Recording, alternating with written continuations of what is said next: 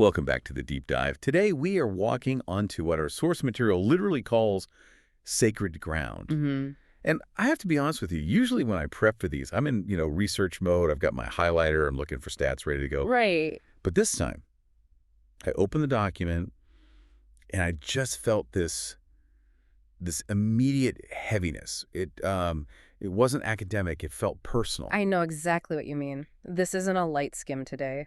We are looking at a piece from The Undetected, No Face, No Case series, specifically Volume 6 by Kandaya Ali. Also known as I Am Omni. Exactly. And the section we're breaking down is titled The Real Pain is in the Silence. And that title alone just stops you, because usually when we talk about toxic dynamics or, high conflict relationships, what's the mental image?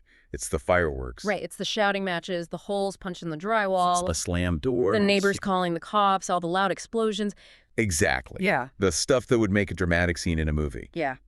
But this deep dive is arguing something that I think is, well, it's actually much scarier. It's saying that the real damage, the stuff that actually rewires your brain and changes who you are, isn't the noise. It's the silence. It's the silence. It's that tight, suffocating tension in a room where absolutely nothing is being said, but everything is being felt. Think of it like the difference between, say, a burn and carbon monoxide. The loud abuse, it burns you. You can see the mark. You can point to it and say, that happened. Yeah. But this silent strain, it's odorless, it's colorless, and it just fills the room until you can't breathe, and you don't even realize you're suffocating until you try to stand up and you can't. That is a terrifying image. And what makes Kandaya Ali's work here so fascinating, and honestly pretty brave, is that she maps out the ghosts in the mind for both people in that room. That's the key. But that's also where I think we need to pause and be really careful. Because the source is very specific about this. We're going to look at the internal monologue of the abused, which, we might expect. Yes. But we're also going to look at the internal monologue of the abuser. And I want to be clear for everyone listening, because I had this knee-jerk reaction too. This isn't about excusing the behavior, is it?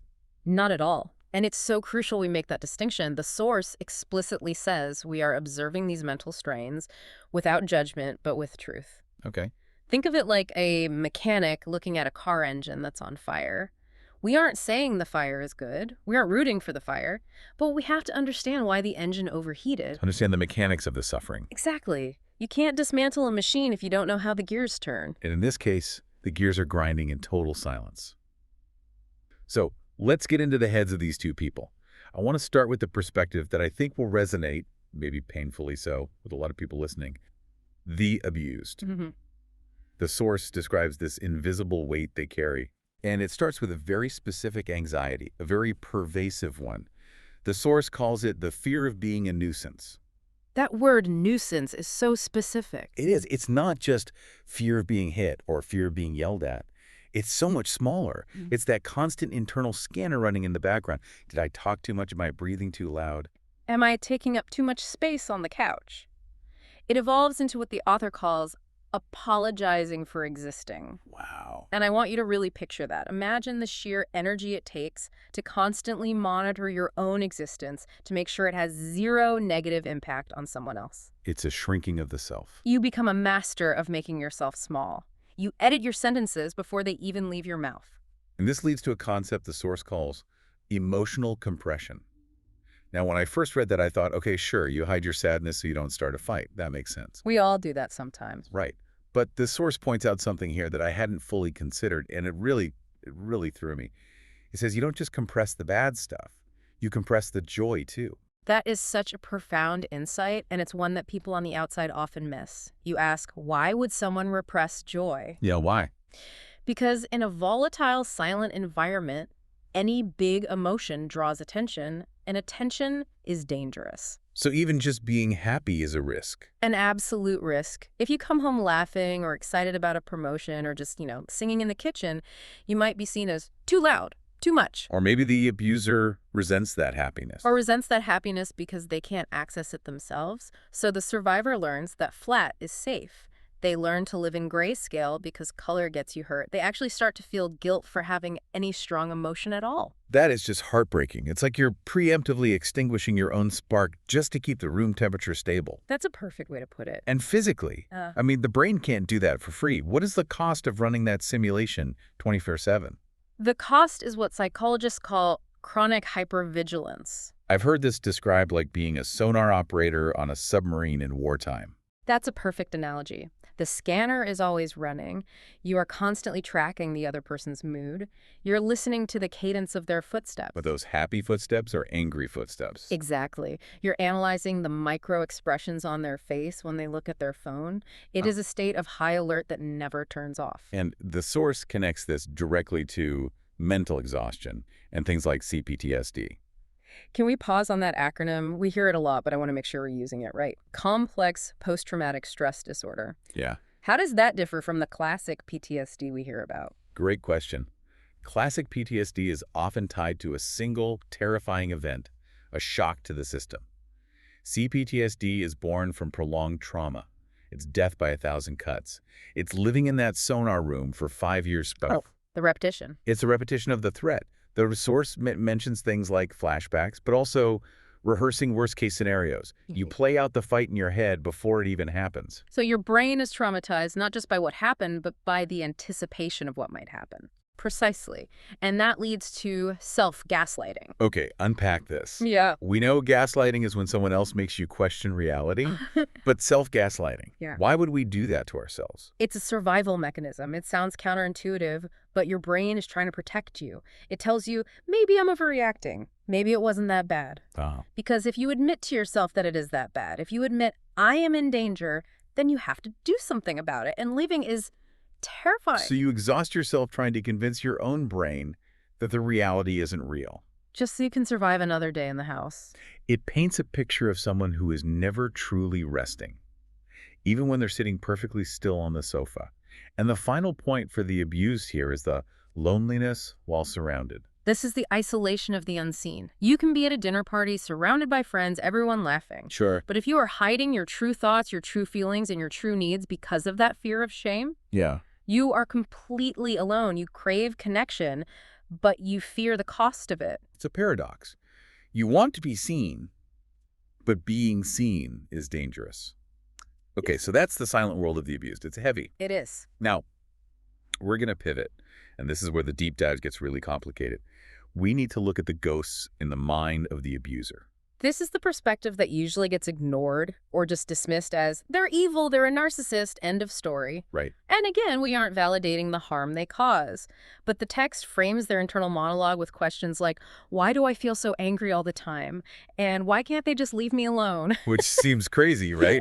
We just talked about the abused trying to be invisible and the abusers thinking, why won't they leave me alone? How can someone try to disappear be annoying? It does feel like a massive contradiction until you look at the root cause. According to the source, the engine driving the abuser isn't actually annoyance, it's repressed shame. Repressed shame. So not I am powerful, but I am ashamed. Exactly. At the core, there is a deep-seated belief of, I am not good enough. But that feeling is too painful to sit with. It's like touching a hot stove. Yeah. The abuser's psyche cannot handle that feeling. So instead of internalizing it, they project it outward. They play a game of hot potato with the shame. They throw it at you. So they attack the other person to avoid attacking themselves. Precisely. The logic, and it's a twisted logic, is if I feel bad, it must be because you made me feel bad. If the house feels tense, it's because you are making it tense. So the aggression isn't about strength. It's a deflection. It's a shield. And this leads to emotional numbness. They dismiss emotions, yours and theirs, as weakness. They wear hardness like armor. If I don't feel, you can't hurt me. The source also talks about the need for control. And I think people often assume control is just about power tripping, like, I want to be the boss. But the source phrases it differently. It says, control is a shield against inner chaos. That's a huge distinction, and one you have to get your head around. Imagine your internal world feels like a hurricane. It's chaotic, unmanageable, scary. Right. To compensate for that internal storm, you try to micromanage your external world. So I need the house to be perfect, or I need dinner on the table at 6 o'clock. Exactly. Exactly. I need you to answer the phone on the first ring, because if things on the outside get messy, it reflects the mess on the inside, and I can't handle that. So it's control born out of fragility, not strength. It's like holding a beach ball underwater. It takes constant, exhausting effort to keep reality submerged. And that brings us to the fear of being exposed. They wear this heavy mask, terrified that if it slips, People will see the wounded child inside. It's so interesting because from the outside to the victim, they look like the monster, the scary one, but inside they are hiding. And that creates what the source calls isolation by ego. This is the irony. They crave intimacy, everyone does. But their pride, their need to be dominant, it just pushes everyone away. They create the very loneliness they're trying to avoid. So you have two people under the same roof sharing a bed, both incredibly lonely, but for vastly different reasons. Let's bring this together. The section on the shared strain is where this really clicked for me. It visualizes two people looking at the exact same moment. Let's say a quiet dinner where a fork drops, but experiencing two completely different truths. This is the tragedy of the dynamic. Let's use that example. A fork drops. Maybe a small sigh is let out.